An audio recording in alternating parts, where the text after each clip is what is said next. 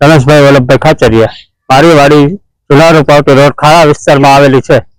રાત્રિ દરમિયાન જંગલી પ્રાણી દીપડાએ 3 વાછડીનું મારણ કરેલું છે.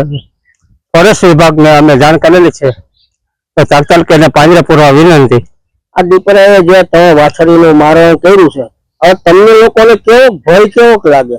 ભય તો રાત્રે દિવસે અમારે અહીં રહેવાનું હોય તો ભય તો લાગે જ ને. જંગલી પ્રાણી છે